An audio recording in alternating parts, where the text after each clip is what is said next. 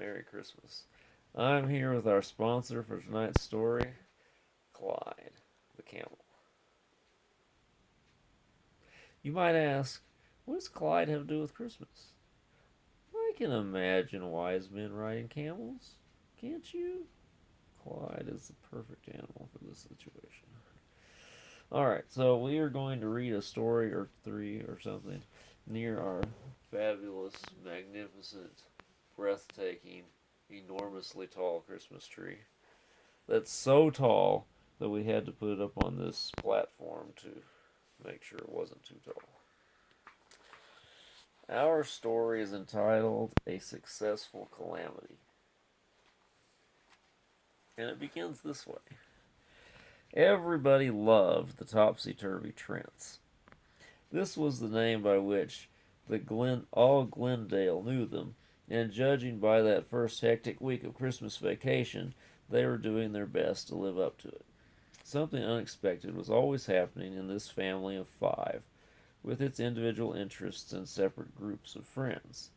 But somehow it seemed never to matter, for Mother Trent was a capable manager, with stores of valuable experience gathered from years of skillful maneuvering and last-minute upsetting of her own plans. Gradually, she had become adept at stretching the salad to serve 9 plates instead of 5. She could supplement the rolls with a pan of quick biscuits popped into the oven at the last minute, or piece out the roast or the dessert in any number of ingenious ways. And never were her talents along this line allowed to grow rusty from disuse. She beamed good-naturedly now upon the merry group seated around the long table, her eyes lingering proudly upon her own 3. Phyllis, with her soft brown eyes and hair of coppery gold. Home from Eastham College. Carl, tall and handsome, studying law in a downtown office. Mildred, the harum-scarum youngest. Trent, a sophomore in the academy. The 2 guests, chums of Carl and Phyllis, had happened to be under the Trents' hospitable roof at supper time. Though perhaps it wasn't a happenstance, for they loved this informal hospitality where unexpected company seemed to mean merely the addition of an extra plate. It wasn't that way at their homes. "Oh, Mother, it's wonderful being home again," Phyllis exclaimed joyously. "We never have such good times at Dana Hall, do we, Vi?" "Indeed we don't," agreed Viola Brown, who was a fellow student at Eastham. "Nor such biscuits either." Viola had just finished her 3rd, with strawberry preserves as a delicious accompaniment. "Huh? Funny girls can't learn to cook as Mother does," Carl addressed his sisters. "She's got you beat 100 ways. Girls nowadays can't cook anything but divinity creams." "Isn't that just like a man, always thinking of his own comfort?" Phyllis laughed, her temper unruffled. "I can cook, can't I, Mother?" This brought a sort of choking sound from Carl. "Yes, maybe salad dressing and cake frosting, when you don't leave it for Nora to finish," he reminded, with brotherly frankness. "Oh, yes, Mother. Nora wanted me to tell you she can't come back this week. Her neuralgia is worse." Mrs. Trent's expression grew troubled as she thought of the week ahead and realized how much she had counted on the nimble fingers of Nora, the town's capable helper by the day. First, there was the house party for over New Year's. Phyllis was in debt to several, and this seemed the only way to return it. Mildred was expecting a girlfriend from the city, and Carl, she came back to the present with a start as she felt her eldest jogging her elbow with the biscuit plate. "They do hit the right spot, Mums," Carl praised. "Got any more stowed away in the kitchen?" The telephone jangled, and Mildred, excusing herself, rushed expectantly to the table. "It was Jean," she announced in a tragic tone on her return. "Their car is still in the garage downtown, and Jean was taking me tonight to the junior concert, but I told her I knew Dad would drive us over." She glanced confidently toward her father and patted his shoulder as she passed. "Won't you, Dad?" Mr. Trent was a pleasant, quiet-voiced man, content to shine in the reflected light of the brilliance about him. What time must you go? He spoke hesitatingly. Mother and I had. How about Vi, Daddy, and me? Phyllis cut in without ceremony. We're due at the Van Fleets at 8:30. You'll take us, won't you? I suppose Fred and I will stay at home all evening, playing that game of looking at each other, eh, Fred? Carl caught his pal's eye and gave a slow wink. We might take the streetcar, Fred offered the suggestion politely. Yes, and wait half an hour for a car. Nothing doing. Carl jeered. But if anyone knows how to send a machine in 3 directions at the same time, don't be bashful. As usual, Mrs. Trent offered the solution. Carl and Fred could first take Mildred and Jean to the academy, returning later for Phyllis and Viola. Then the boys could have the car for the rest of the evening. She and Father had planned, but no matter. They could go to the Blaines any evening. Phyllis gave a deep sigh of satisfaction. Now that everything's arranged, let's talk about the house party. Mother, don't you think we could have just one more girl? I want Elsie. Ever since we began rooming together, she's been wonderful to me, and this is the first time I've had a chance to do anything for her. She wears the most beautiful clothes. The Winchesters have just everything. You'd just adore Elsie, wouldn't she, Vi? Huh? Her brother grunted. I see myself, proper and precise, and mute as a wooden Indian while her Highness is here. Elsie isn't like that at all, Phyllis defended. However, she had detected signs of weakening in her mother's expression. Mother, you're a dear. I'll write the note and mail it tonight. There's the phone again. I'll go. If you'll excuse me, I must be getting dressed. Mildred always had something important to do. What about the dishes? Her father reminded. Nora isn't here, remember? You'll let the dishes go, won't you, Mother? Phil and I will do them when we get home. See you later, everybody. And she rushed gaily for the stairway. An hour later, all was quiet, but such a trail of disorder left behind. With her invitation to write, Phyllis had no time to press her dress, and wouldn't Mother take a minute to do it? Carl opened his laundry package and found a button missing from his favorite shirt, but it wouldn't, and didn't take Mother long to replace it. Mildred required the deft service of her favorite maid at intervals, while Mr. Trent fled in despair to the seclusion of the disordered kitchen to read the evening paper. His wife found him there after the hurried goodbyes had been said. Almost too tired to speak, she handed him the scrap of paper she had found on her pincushion. Wore your lace scarf, Mums. Knew you wouldn't care. Love and kisses, Phil. Mr. Trent's eyes narrowed. Then he sat up with a jerk. Margaret, this thing has got to stop. Oh, I know what you're going to say, but even if they are the best children in Glendale, they're growing more thoughtless every day. They are all keen enough to have a part in everything that comes along, but they can't do a blessed thing unless you do it with them.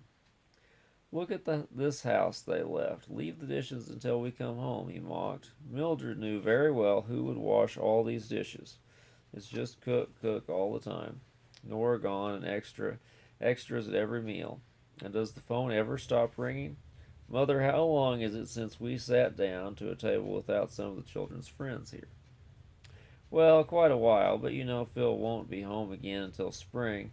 Let them enjoy their friends, dear. There's many things we can't give them, but at least we always have plenty to eat. Yes, the head of the household agreed readily. And no one but you knows how it gets on the table. Seems to me we do nothing in this house but eat and answer the phone at mealtime.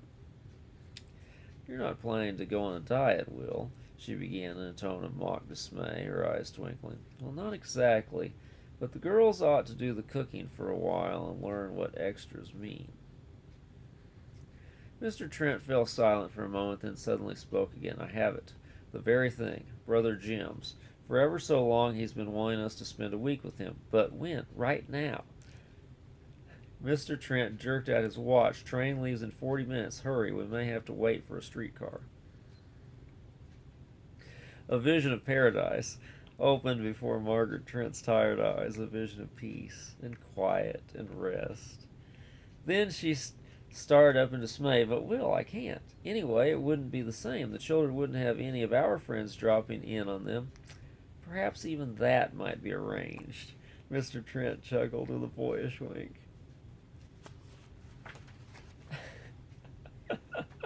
It was nearly 11, and the three young Trents were returning together, Carl having driven to the academy and then to the Van Fleets to escort his sisters home. "I'm too tired to move," yawned Mildred as she stepped up on the porch. "How about the dishes?" It was easy for Carl to remember tasks that had been assigned to others. "They'll have to wait until morning, don't you say so, Phil?" But Phyllis was not listening. "It seems queer. Mother always leaves a light burning until we come in." She turned the key, switched on the hall light, and stared at the disordered dining room beyond. Do you suppose Mother's sick?" The frightened girls raced up the stairway to their mother's room. The bed, dresser top, and floor were cluttered with clothing, hats, and shoes scattered untidily about. Could this be Mother's room? There was no trace of her presence, and the two proceeded in puzzled wonder toward their own room, where Mildred's keen eyes spied the note on the pincushion. "Dear children, sorry to leave things in such a clutter, but I know you won't mind. Dad and I started in a hurry. Hope this housekeeping money will last until our return. Oh yes, Phil, I took your silk umbrella and your new coat. I knew you wouldn't care. Our room will come in handy for the house party guests, won't it? Have a good time. Bye in a hurry, and love, Mother." Carl was the first to recover. "Where?" he gasped. Where did she say they had gone? She didn't say. Phyllis groaned tragically. "What shall we do? Nora away?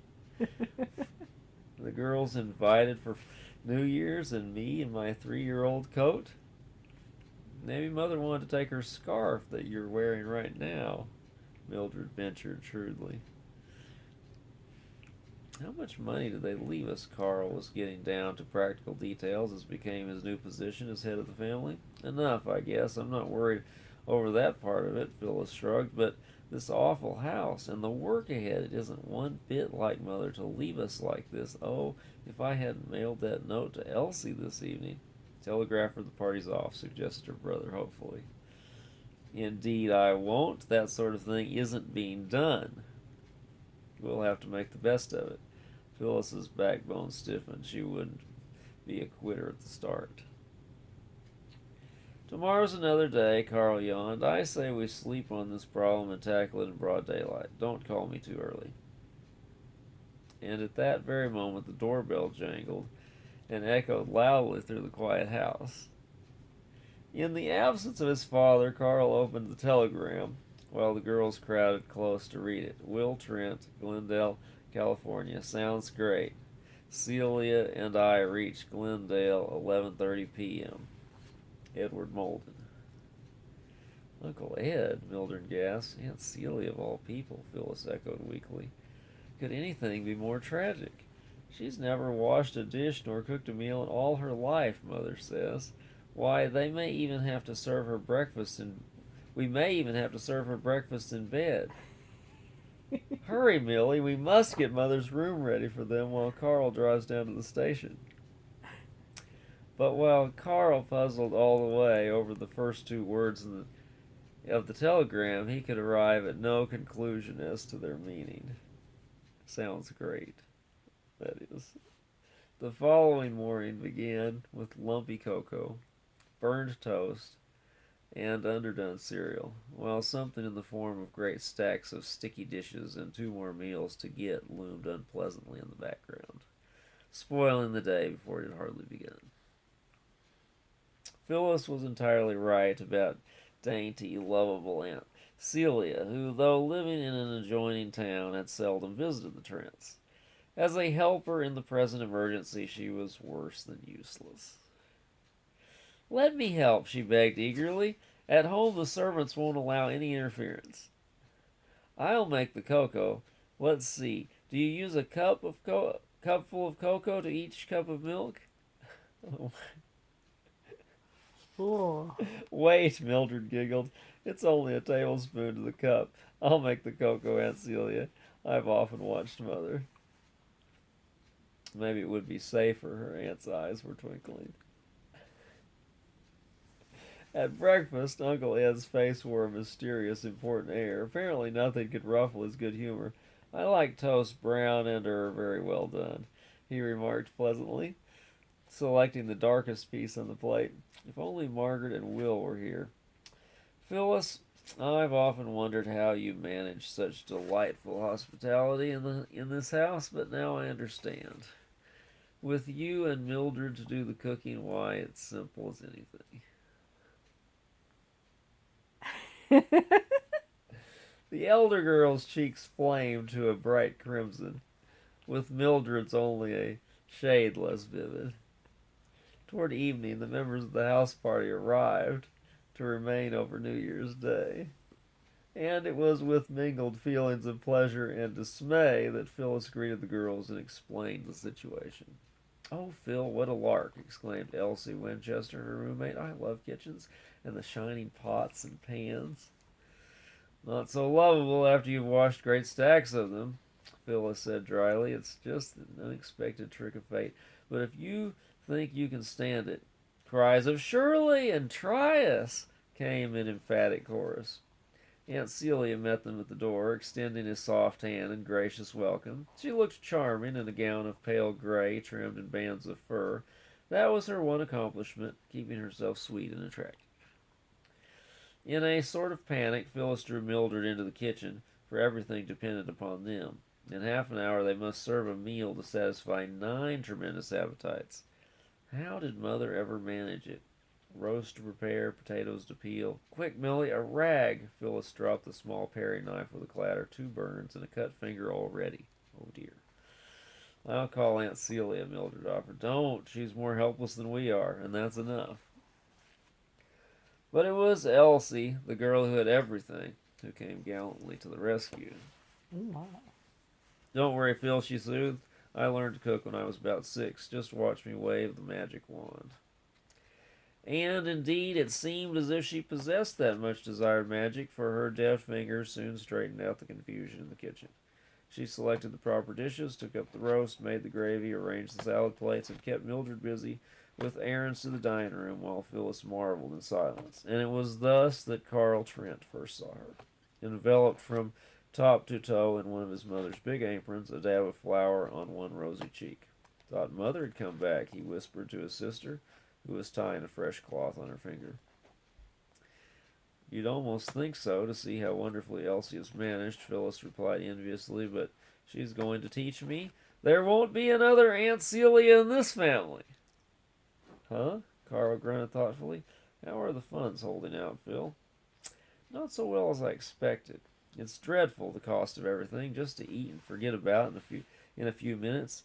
If it wasn't for the 2 extras, they're not our company, and were not included in the housekeeping allowance Mother left." "Maybe Mother had the same problem," Carl suggested quietly, "when our friends have dropped in unexpectedly. I wonder if this visit was so unexpected after all. Uncle Ed won't give me any satisfaction, but... Carl, have you any money?" He turned his pockets inside out. "Not much," he confessed. "Christmas, you know, and everything.